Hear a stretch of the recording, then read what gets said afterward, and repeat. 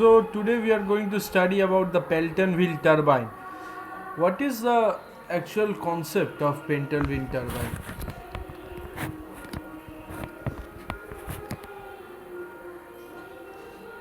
Pelton wheel turbine, it is actually named after the American engineer Pelton.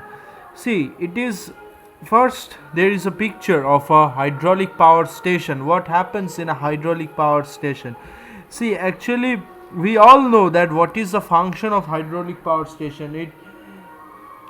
It actually where the hydraulic energy is used to produce electricity, and it is a fantastic system of using renewable sources of energy. We get electricity from water.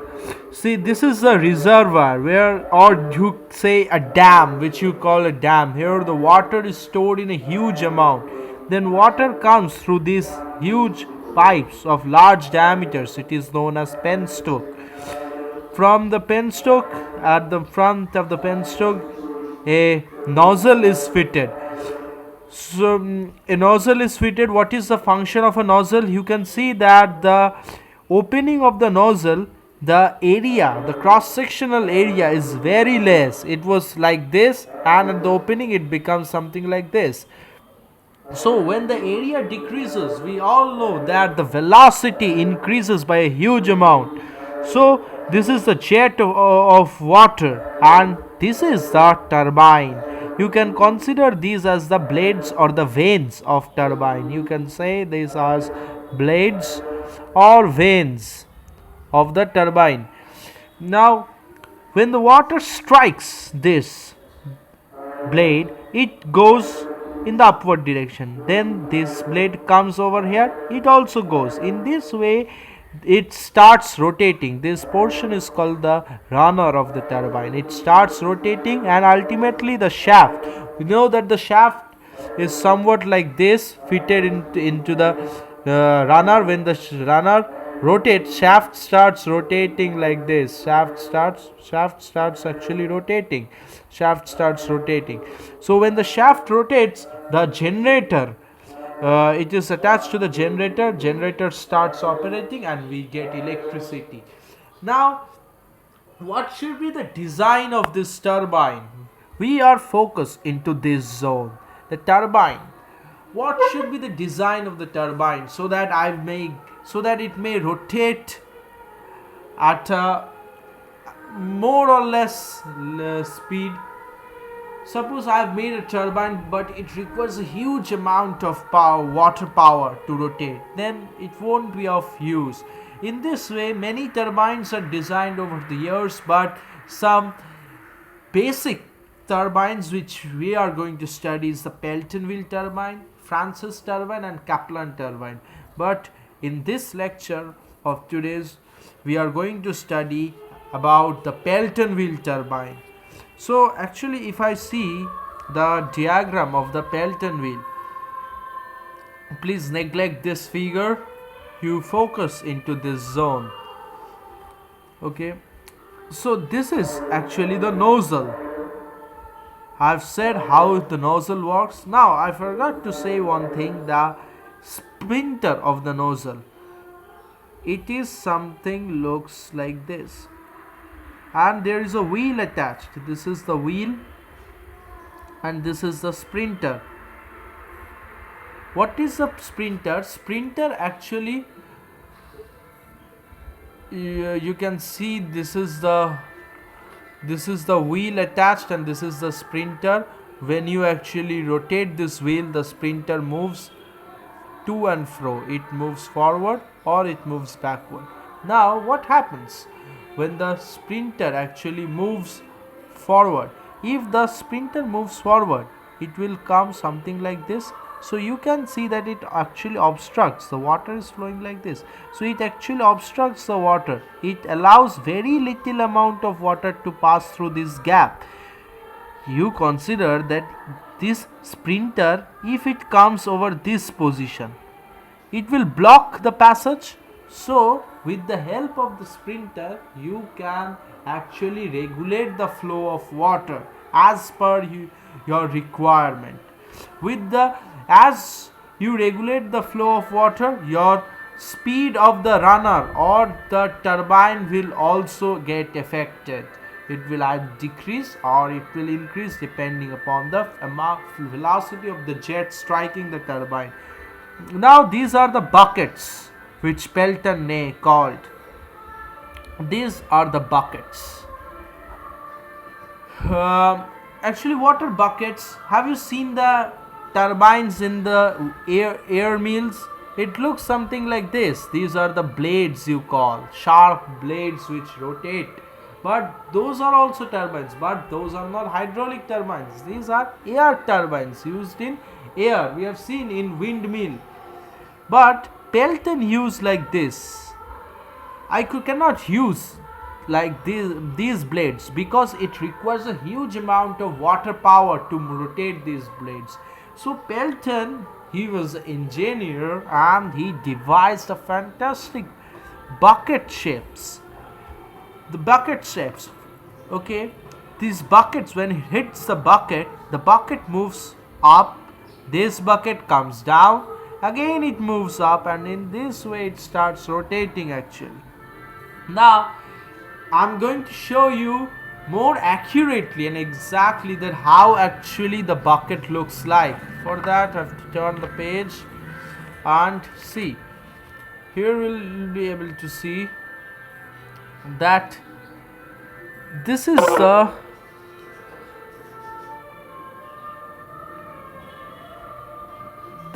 top view of the turbine.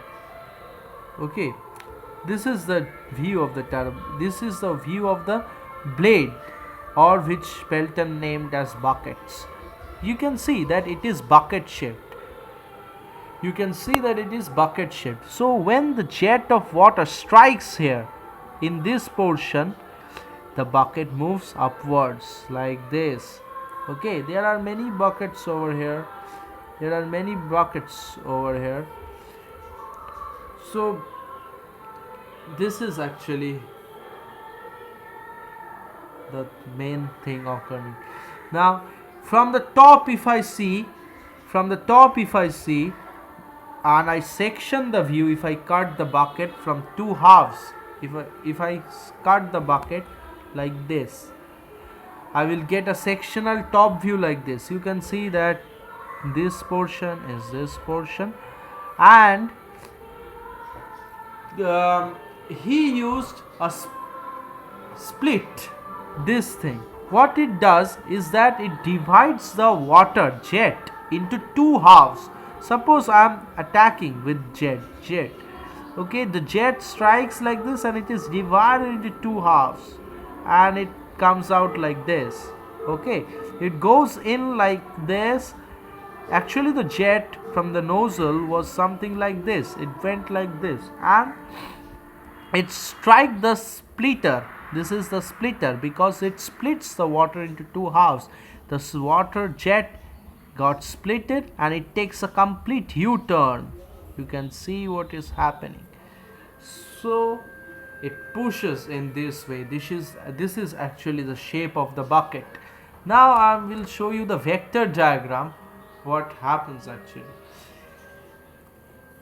A vector diagram I can show you like this, that if this is the direction of the jet, if this is my mouth of the nozzle, the water jet has come something like this. It has struck this splitter. This is my splitter. It divides and the water comes something like this. Have you got it? Water goes like this. If I assume that V1, it is the velocity with which the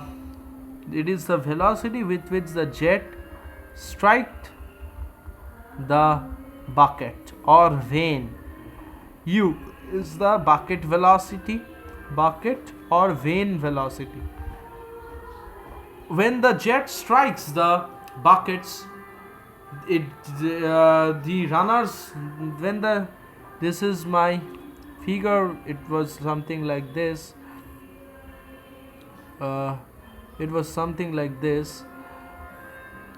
So when the water strike over here, it starts rotate. It starts rotating. So when the runner rotates, these buckets have some angular velocity. Okay, and they are having, suppose they are having a tangential velocity u. I have assumed that they are having a tangential velocity u. Runner is rotating, and we know from the basic concept of physics that if this disk is rotating, this is a point P, then P will have a tangential velocity like this in this direction. Similarly, this is the case for bucket. Now, if I assume that my velocity in the vector diagram, this is my v1. v1 is the velocity with which the jet strike the bucket, and u is the bucket velocity of the u is the velocity of the vane.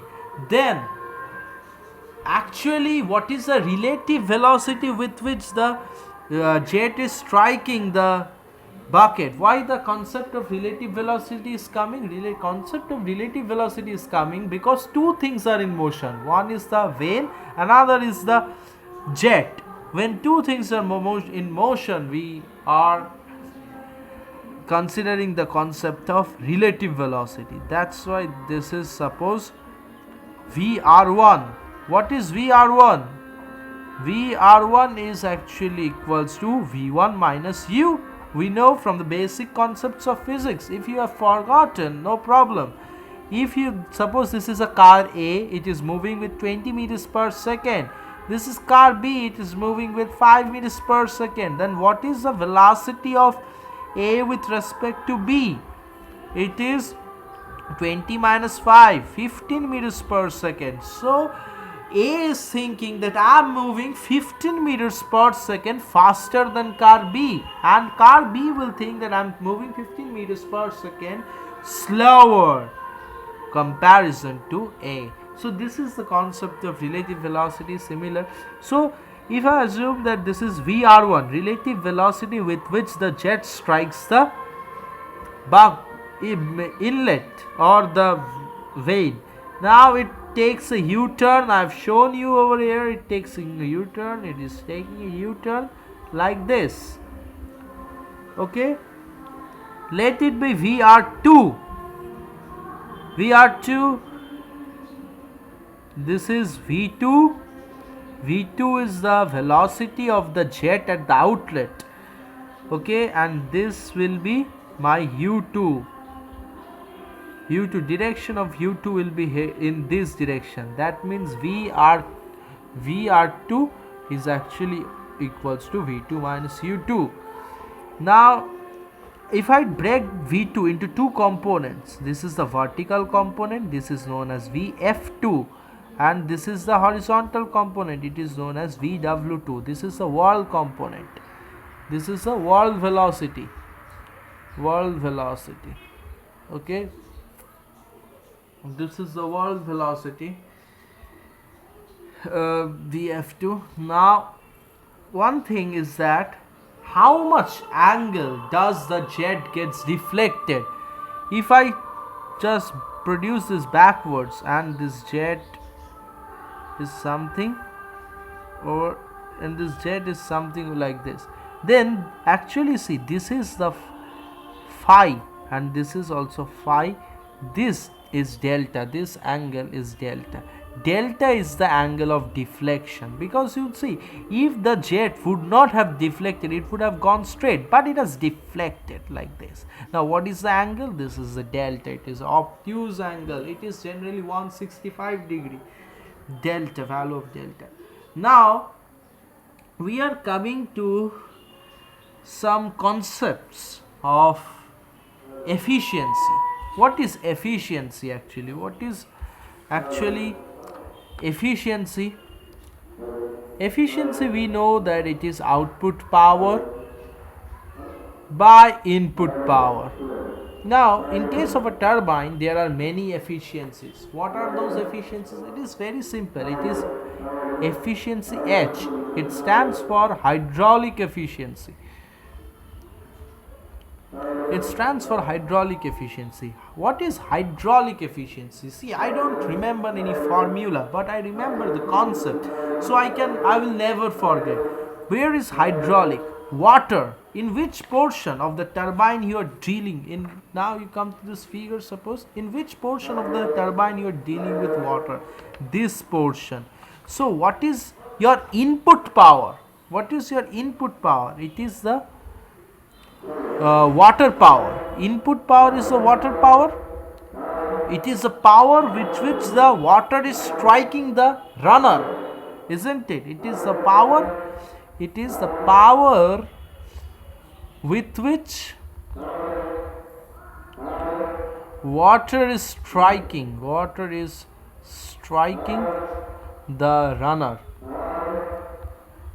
isn't it? It is the water power. And actually, if my efficiency is 1, we know that practically no machine has got efficiency 100%. If the efficiency is 1, then water power is actually equals to the runner.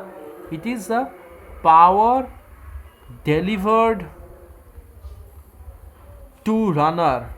But we always see that the power with which the water strikes, the power with which this jet of water is striking this runner, the runner never rotates at that with that power, because there is some losses, due to some losses. So power delivered to the runner is always less than the water power. Actually it should have been equal, but due to loss it is never equal. This was my hydraulic efficiency. Now next one is my mechanical efficiency. What is mechanical efficiency? We know when we are doing some mechanical work. Okay, I forgot to say you the formula. What will be the formula? What is water power? It is simple. You can consider it as, what is power? It is work by time, isn't it? Work by time. What is work by time? What is the work? Power. What is the work water is doing? It is mgh. It is falling from a height h. We have seen from this diagram. See, this is falling from a height h. You may say that it is hg, but if I consider the loss, it is falling from a height h. It is falling from a height h. So mgh, it is w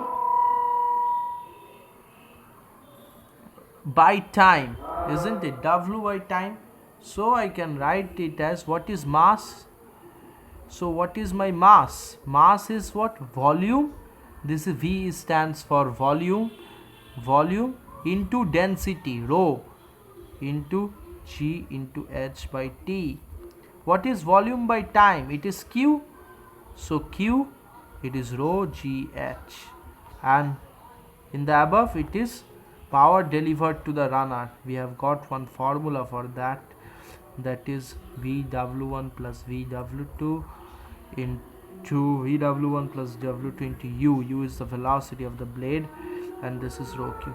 I will show you later on in next video from where this formula arrived. So my hydraulic efficiency is actually what? It is power delivered to the runner, RP by water power, WP. Okay. Now, what is my mechanical efficiency?